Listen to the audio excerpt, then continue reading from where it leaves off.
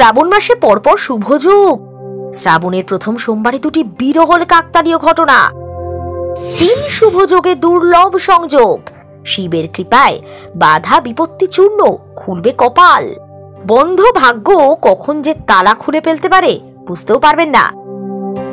কবে কখন পুজো নিবেদন করলে সৌভাগ্যের অধিকারী হবেন আপনি? শিব ভক্তদের প্রতীক্ষার অবসান হতে চলেছে, কারণ শ্রাবণ মাস, মহাদেবের প্রিয় মাস, আসতে আর মাত্র কয়েকটা দিন বাকি। বিশ্বাস করা হয় শ্রাবণে ভোলেনাথের পুজো করলে কাঙ্ক্ষিত ফল মেলে। হিন্দু ধর্মে সব মাসেরই একটা নিজস্ব গুরুত্ব আছে, তবে শ্রাবণ বেশ বিশেষ।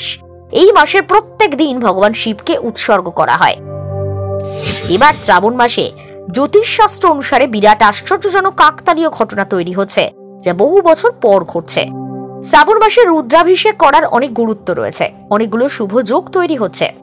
শিব ভক্তরা অধীর আগ্রহে যার জন্য অপেক্ষা করছেন, সেই সময়টা এসেই গেল।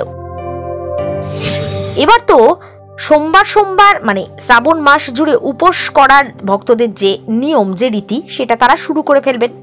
জানেন, গ্রহ নক্ষত্রের অবস্থানে বিস্ময়কর কাকতালীয় ঘটনা ঘটছে এই বছর। বৈদিক ক্যালেন্ডার অনুসারে শ্রাবণ 22 জুলাই থেকে শুরু হয়ে চলবে 19 অগস্ট পর্যন্ত। 5টি সোমবার থাকছে।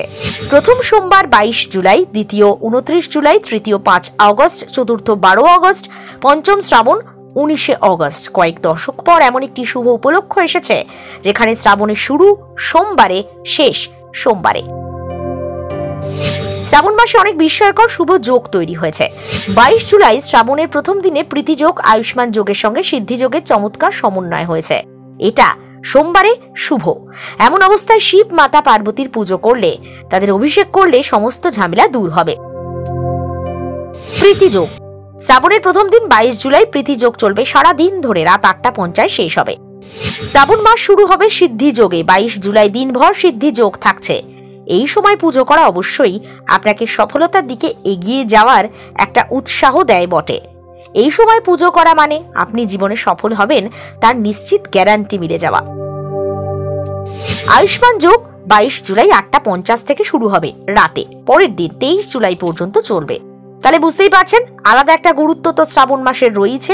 এমনিতেই এই সময় বিভিন্ন শৈব তীর্থগুলোতে ভক্তরা কাতারে কাতারে ভিড় জমান, কারণ তারা আরাধ্য দেবতাকে, বাবা ভোলেনাথকে নিজের পুজো শ্রদ্ধার্ঘ্য অর্পণ করতে চান। তাই আপনিও যদি অবশ্যই কোনো শৈব তীর্থে গিয়ে থাকেন, সে কথা আমাদের জানাতে ভুলবেন না। যদি সম্ভব না হয়, শারীরিক কোনো অক্ষমতা থাকে বা অন্য কোনো কারণ, তাহলে বাড়িতেই শিবের পুজো করুন। শিব ঠাকুর একটি বেল পাতাতেই তুষ্ট, এ কথা সকলেই জানেন। তাই অবশ্যই শিবের মাথায় জল ঢালা, তাকে যত সামান্য যেটা আপনার পক্ষে সম্ভব সেইটা দিয়ে মনের আন্তরিক শ্রদ্ধা দিয়ে পুজো করুন। দেখবেন তিনি কৃপা বর্ষণ করবেনই।